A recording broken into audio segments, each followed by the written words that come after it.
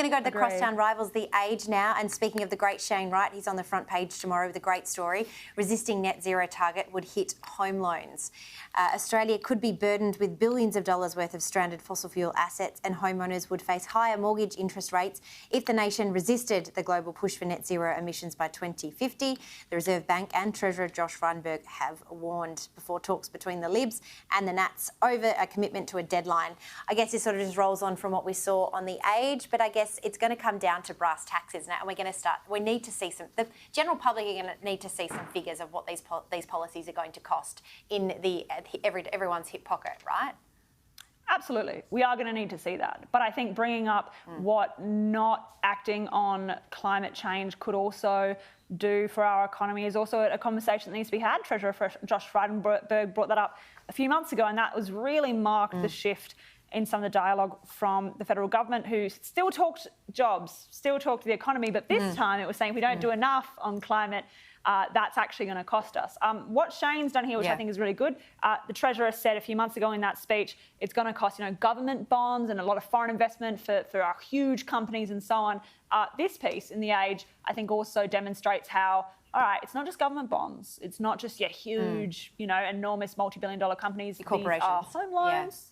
These are home loans. This is your life that also is going to be impacted by foreign divestment. That's a really good point. I agree, though. Policies need to be costed. We need to be seeing, all right, on the one hand, not acting is going to cost me this, and acting will cost me that. It's just about transparency, and it's just about, as Twiggy said today, giving people the choice.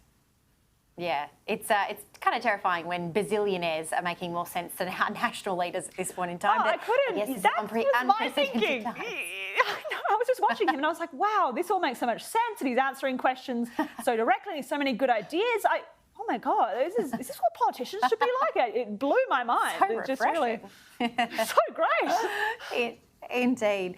Over to the Sydney Morning Herald now. An AFP blitz barely touched the surface. An Australian Federal Police Assistant Commissioner has warned that 90% of Australia's organised crime groups are operating with relative impunity, as police say employees of the Australian arm of Dubai's government air services company have been used to infiltrate Sydney Airport and smuggle drugs. Well, look, it's always a Nick McKenzie special, and it's always going to be a big yarn. But again, I just don't even know if people are going to have the bandwidth to deal with all of these stories when we're also trying to deal with COVID. But this is a really big issue with, I guess, foreign nationals sort of infiltrating even our organised crime associations now. How dare they?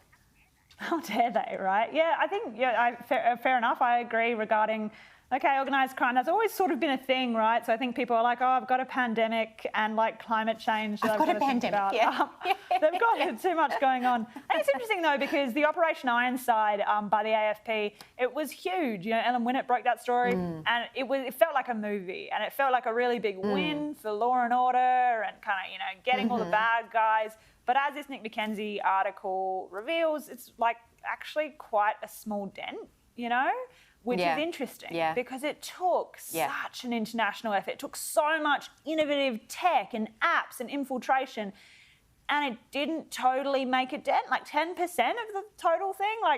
It's a bit scary. I think the sheer size of organised crime, how hard it is to infiltrate, how hard it is to stop and curb, the fact that it just is a reality and an underbelly of, every country, really. Yeah.